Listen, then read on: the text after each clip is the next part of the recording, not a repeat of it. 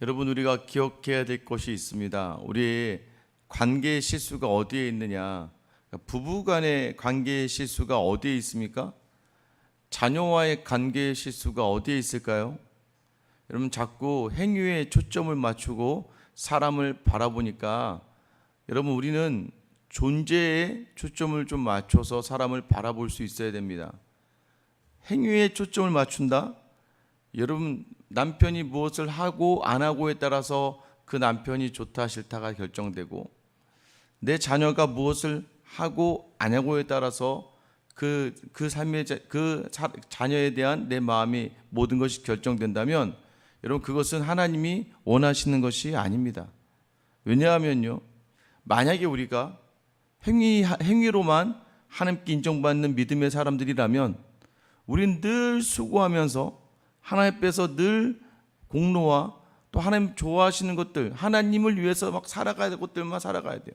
무슨 말이냐면 우리가 우리의 행위로 인정, 의롭다함을 받은 사람들이 아닙니다. 우리는요, 죄인이에요. 죄인인 우리를 하나님께서 그저 사랑하셔서 하나님의 자기 사람, 자기 자녀, 자기 백성을 삼아 주셨다는 거예요. 그러니까 우리는 은혜로 이 자리에 있죠. 그러고 나서 우리를 어떤 존재로 하나님의 자녀라고 이야기하면서 더 이상 너희에게는 사망이 없다, 더 이상 너희에게는 죄가 없다. 여러분, 그게 무엇일까요? 우리를 존재로 하나님의 자녀로 바라보시면서 세워주셨다는 거예요. 그러니까 믿음의 사람들은 이 땅을 바라보면서 여러분 존재로 보는 거예요. 하나님이 내게 주신 남편, 그 존재로 남편과 또 아내를 사랑할 수 있어야 되고, 하나님 내게 주신 자녀, 내게 맡겨주셨기 때문에 그 자녀로, 여러분 그런 두려움 있지 않으세요? 만족이 없으면요, 여러분 나중에 죽이는 거예요. 여러분, 자녀에 대한 만족을 찾으셔야 됩니다. 감사를 찾아야 돼요. 왜 그렇습니까? 오늘 에서와 야곱, 에서는 왜 저렇게 삐뚤어질까? 야곱은 왜 저렇게 될까? 여러분, 우리는 여기에서 분명히 하나님 말씀하셨거든요. 큰 자가 작은 자를 섬길 것이다.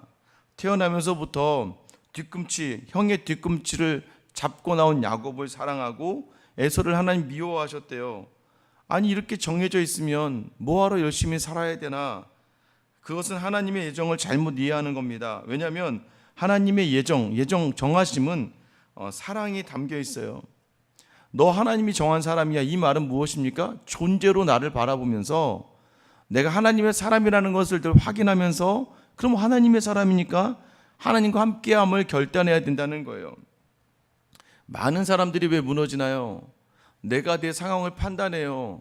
내 환경을 판단합니다.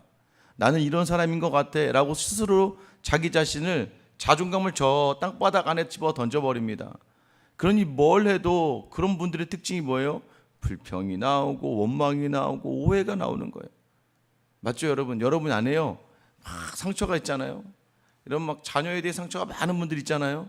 그런 분들은요, 어디 모여서 누가 자녀 얘기만 나와도 막 상처받아요. 자기한테 뭐라 하는 것도 아닌데도 상처받아요. 공부를 하나도 못하고 나오신 분들이 공부에 막 트라우마가 있잖아요.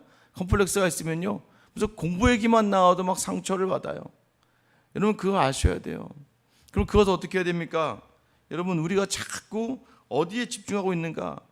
자꾸 내게 없는 것들, 하나님이 내게 주신 이 자리가 하나님이 주신 자리다, 내 삶이 하나님께서 나를 사랑하셔서 자기 아들 십자가에 죽기까지 주신 자리다. 여러분, 이걸 놓치지 마셔야 돼요. 그래서 나의 정함은 무엇이에요? 예수밖에 없다. 나는 모든 것을 예수님과 함께 가야 된다라는 그런 예정의 사랑이지, 다 인생 정해놨으니까 너 그렇게 살아. 아니에요. 하나님은 우리의 반응을 또 보세요. 성경을 보다 보면 하나님 자꾸 요구하시는 게 있어요. 이렇게 해라. 그렇게 이야기에 순종하는 사람은 하나님 복을 주시고요, 불순종하는 사람들이 하나님으로부터 미움을 받는 거예요. 오늘 에서와 실수, 어떤 실수가 있습니까? 에서의 실수에는 사실 그 아버지 이삭의 실수가 있습니다. 여러분, 장자 너는 큰 자가 어린 자를 섬기게 될 거다. 여러분, 그게 다 나쁜 걸까요? 아니에요. 여러분, 르우벤, 시몬, 레위, 유다 다 요셉의 형들이었습니다. 그런데 요셉이 총리가 되죠. 요셉 앞에 무릎을 꿇습니다. 그렇다고 해서 시몬이 형이 아니고 레위가 형이 아니고 유다가 형이 아닌 게 아니에요. 여러분, 기억하셔야 됩니다. 여기서 오늘도 에서가 작은 자를 섬긴다라는 그 개념은 우리가 바라봐야 될 것이 세상의 생각과 다르다는 거예요. 세상은 당연하듯이 여기는 것들을 하나님은 당연하게 여기지 않는다는 거예요. 너희가 세상의 방법과 세상의 생각으로 살아가면 그 자리는 하나님이 원하는 자리가 아니라는 걸 이야기하는 거예요. 오늘 이 에서가 무너지게 되는 일들 어디서부터 비롯됐는지 이야기합니다. 27절에 보면 그 아이들이 장성함에 에서는 익숙한 사냥꾼이 되었대요. 당시에 익숙한 사냥꾼이라면 용사죠. 아예 그때 힘에 놀리니까 여러분 여기까지 좋습니다. 들사람이 되었대요. 여기서부터 좀 이상해지죠. 들사람? 밖에서 그냥 나돌아다니는 사람이 됐다는 거야. 힘을 자랑하면서 자기 힘을 과시하는 사람. 여러분 마치 니무롯이라고 하는 세상의 영걸이라고 하는 그 바벨론의 시조가 되고 바벨론의 신으로서 자리매겨진 그러한 용사가 기억되지 않습니까? 그런데 야곱은 조용한 사람이었대요. 장막에 거주했대요. 28절에 보면 이삭은 에서가 사냥한 고기를 좋아하므로 그를 사랑하고 리브가는 야곱을 사랑하였더라. 자, 여기서부터 이제 갈라지는 겁니다. 이삭은 에서를 사랑했는데 그냥 사랑하지 않아요. 이삭 뭐 때문에 사랑해요? 에서가 사냥한 고기를 좋아해서 그래요. 여러분 보세요. 여러분이 자꾸 남편과 아내가 사냥한 고기 또는 내 자녀가 사냥한 고기, 자꾸 얘가 무엇을 해서 무언가를 만들어 왔기 때문에 그게 좋다면 여러분 이미 그 관계는 잘못된 거예요. 우리는요 늘 존재를 놓쳐버립니다. 존재로 사랑할 수 있어야 돼요. 처음에 교회에도 새 가족이 오면요 존재로 사랑해요. 세상에 살던 사람이 교회 왔으니까 막 그 사람은 어느 누구든 여러분이 다 받아줄 수 있어요. 그죠? 여러분 교회에 여러분의 모임에 새로운 사람이 왔다. 여러분 너무 좋으시죠? 어떻게 왔냐고. 너무 잘 왔다고. 자, 그런데 이제 그때부터는 문제가 뭐예요? 이 사람이 이제 여기 익숙해져 있어요. 근데 그때도 존재로 사랑을 해야 되는데 그때부터는 행위를 봐요. 이제 이렇게 나왔으면 순모임도 좀 참석하고, 이렇게 나왔으면 새벽에도 좀 나오고, 이렇게 나왔으면 전도에도 좀 참석하고, 이렇게 나왔으니까 저 봉사도 좀 해서 저 식당도 좀 도와주고 안내 좀 한번 해봐요. 자꾸 뭘 강조합니까? 고기를 달라 이거예요. 너 왔으니까 이제 나한테 고기를 좀 줘. 뭔가 좀 줘. 여러분 이러다가 관계가 다 비틀어져서 교회 안에 상처받고 나가는 겁니다. 왜요? 존재로 사랑할 수 있어요. 존재로 사랑하다면 그 사람이 스스로가 사랑받는 존재라고 여겨지면 자연스럽게 그 사람은 공동체 안으로 들어올 수밖에 없는데, 저를 포함한 우리 교회가 실수하는 게 뭐예요? 교회 모든 성도들이 실수하는 게 뭐예요? 존재로 바라보지 않고 자꾸 사냥한 고기를 달라고 그러는 거예요. 너 뭘 할 수 있니? 좀 뭘 좀 한번 해봐. 안 한다고 하면 여러분 어떻게, 여러분 마음이 어려워져요. 왜 그러냐면 참 내가 어떻게 너를 섬겼는데. 하나님이 섬겼죠.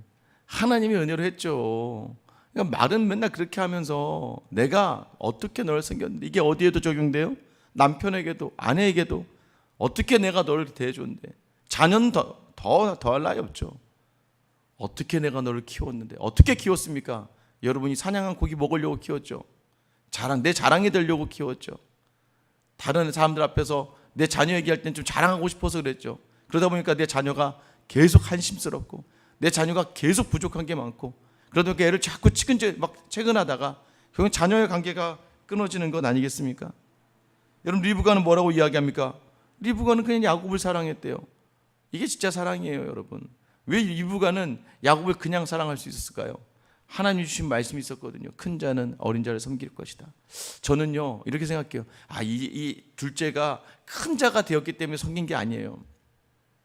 여러분 그러죠? 얘가 잘 될 거라고 약간 느낌이 받았을 수 있잖아요. 이 야곱이 잘 될 거야. 여러분 어떤 마음이 있어요? 그 아이가 잘 되면 형제들 다 잘 챙길 거야.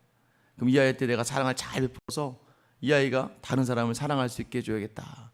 그럼 저는 약간 이런 마음이 들더라고요.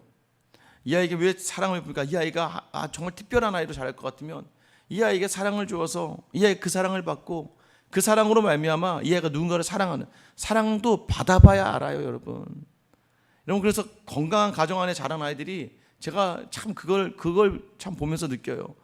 건강한 부부간의 관계가 좋은, 엄마 아빠의 사이가 너무나 좋은 아이들 안에 그 부부에 자란 아이들이요 정서적으로 굉장히 건강합니다. 남을 섬길 줄도 알고 사랑하는 것도 잘해요.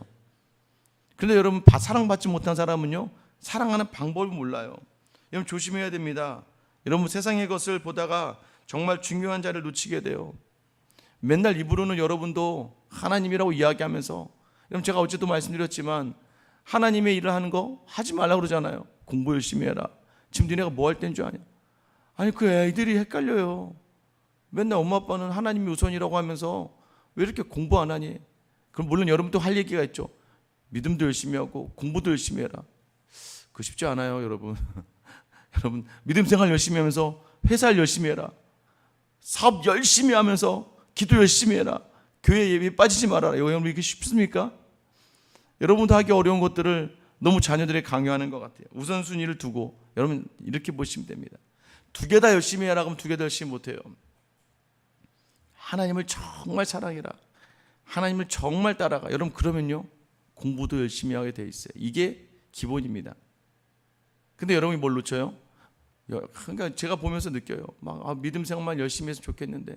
근데 여러분 처음에 제가 봤어요. 우리 성도 중에서도 남편이 아내가 믿음이 있었으면 좋겠다라고 기도하셨어요. 근데 어느 날 남편과 아내가 믿음이 되게 좋아졌어. 되게 좋았는데 본인보다 더 좋아져. 되게 열심히 해. 그때부터 불안하기 시작합니다. 그렇게까지 안 해도 돼.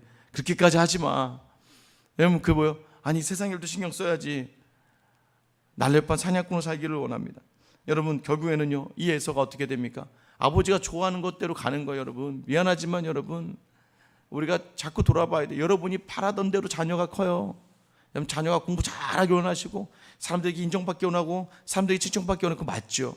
근데 그 앞에 뭐가 빠졌어요? 하나님께 먼저가 빠지면요 여러분 이 아이는 정말로 여러분이 바라던 대로, 왜? 부모가 반응하는 걸로 아이들은 기뻐하니까 그걸 따라가거든요. 지금은 그래서 그걸 못하니까 스트레스 받아서 여러분에게 짜증도 내고 막 뭐라 하는 거예요. 근데 그거를 하게 되면 어떻게 되는 줄 아세요? 세상으로 훅 나가버립니다. 그때 믿음도 없어요. 잡을 수도 없습니다. 왜요? 사냥한 고기에 길들여졌기 때문에 그냥 부모에게 나중에 고기만 갖다 주면 된다고 생각해요. 정말 원하는 게 존재라는 걸 놓치고 살아갑니다. 에서가 결국에는 어떻게 됩니까? 하나님의 장자의 명분을 우습게 여기는 죽 한 그릇에 팔고 마는 거예요. 사냥하고 와서 배고팠는데 야곱에게 야, 너 그 붉은 거 죽 좀 줘라 라고 얘기했더니 야곱이 뭐라고 얘기합니까? 그럼 형 장자의 명분을 내게 줘요. 아유, 한 대 때려야죠. 원래 이럴 때는.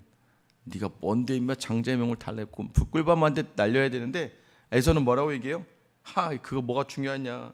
32절 보세요. 에서가 이르되 내가 죽게 되었으니 장자의 명분이 내게 무엇이 유익하리요. 야, 이 하나님의 축복 내 힘으로 살 수 있어.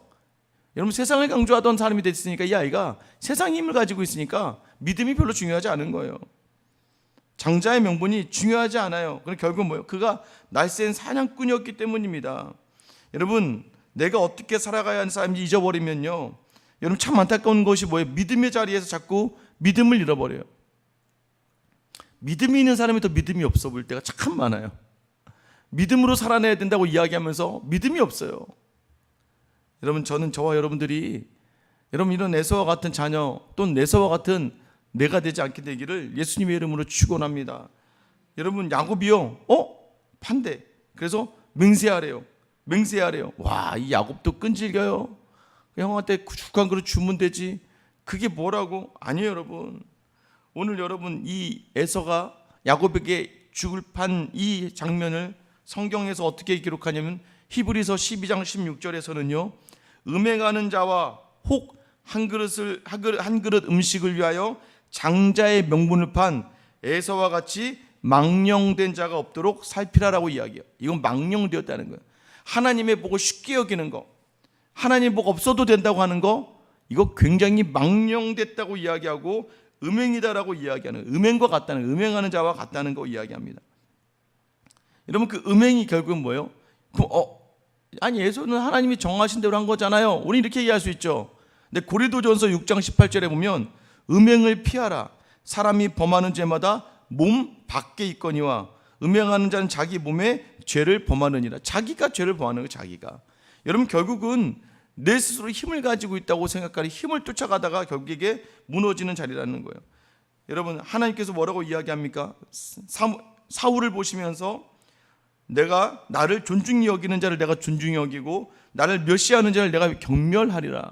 하나님의 복을 쉽게 생각하면 하나님도 그 자리에 그냥 놔둬 버리겠다는 거예요. 근데 여러분 여기서 놀라운 표현이 있습니다. 오늘 27절 시작할 때에 야곱을 어떻게 표현했냐면 야곱은 조용한 사람이었으므로 장막에 거주하니 이렇게 표현해요. 야곱은 조용한 사람이어서 장막에 거주했다. 근데 여러분 여기서 이 조용하다라는 단어가 누구에게 쓰여졌냐면 노아에게 쓰여졌던 거예요. 노아. 이 조용하다 표현은 순전하다, 온전하다, 완전하다. 노아는 완전한 자라. 여러분 이 표현할 때 조용한 자, 조용하다는 단어가 쓰이거든요. 결국 여러분 야곱이 하나님 보기에 의로웠대요. 온전했대요. 순전한 사람이었다는 거예요. 왜 그럴까요? 그냥 장막에 거주했다. 장막에 거주해서 순전한 게 아니에요. 장막에 거주했다는 건 뭐예요? 늘 아버지의 집에서 아버지의 모습을 보고 자랐다는 거예요. 이삭이 하나님이 이삭에게 부어주신 복을 늘 보면서 자란 사람이 바로 이 야곱이었다는 거예요. 이삭이 특출나지 않잖아요. 좀 소심해 보이고 아무것도 아닌데 아버지 아브라함과 아내 리브가를 또 이삭이 살아가면서 뭐 흉년 중에도 100배의 열매를 맺게 되고 뭐 이방 땅에서도 풍성한 열매를 맺고 살아가는 이삭을 보면서 야곱이 바라본 게 있습니다. 야, 하나님이 함께 하시면 엄청나구나. 그걸 바라보는 삶이 야곱이었다는 거예요. 세상에 볼 때는 미련해 보이는 거예요. 그냥 가만히 있어요. 그냥 가만히 있는 것처럼 보여요. 알고 봤더니 하나님을 전적으로 의지하는, 나의 아버지 아브라함의 하나님이 나의 하나님이다라는 것을 의지하는 이삭의 모습 속에서 여러분 야곱은요 그 모습을 보면서 그 복을 알고 있어. 그 복이 누구에부터 온 건지 알아요. 세상의 복은 하나님이다라는 것을 야곱이 확신했던 거예요. 그러니까 장막에 거하면서 조용히 저 복을 누리기 원했습니다. 야곱의 가장 큰 욕심 뭐였어요? 이 에서는 세상의 완전한 사냥꾼이 되는 힘의 논리였고, 이 야곱은요 아버지 이삭에게 하나님이 나의 하나님이 되는 그 복을 간절히 원했습니다. 천국은 침노하는 자의 것이다가 바로 이런 표현이에요. 야곱은 하나님의 복만 바라고 나간 거예요. 하나님이 함께 해주시기만 바라며 나아간 거예요. 여러분 저는 이 새벽에 나온 여러분들이 이 복을 추구하게 나온 줄 믿습니다.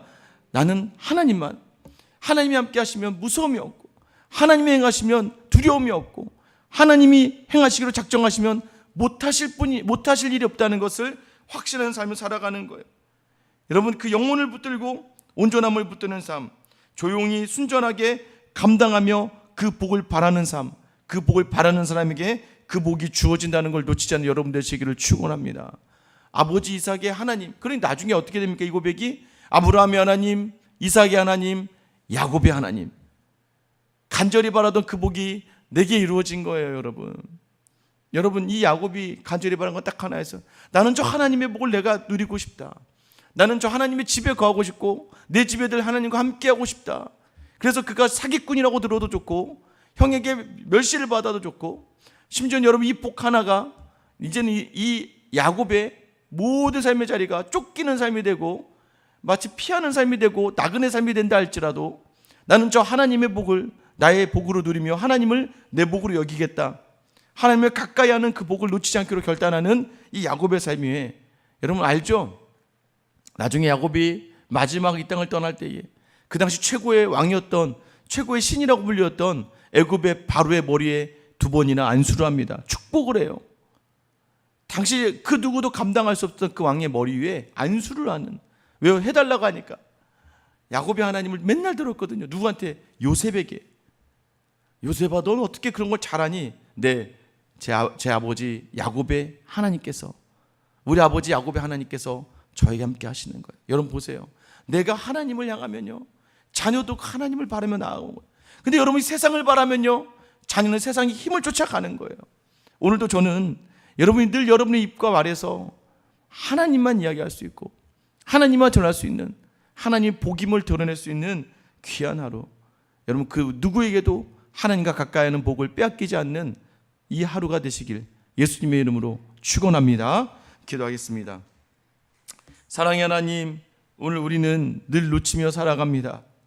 하나님이 전부라고, 하나님이 모든 것 되신다고, 하나님은 전지전능하시다고 우리 입으로는 고백하지만 사실 살아가는 자리에서는 내 힘으로 이 모든 것들을 감당하며 살려고 하고 있지 않습니까?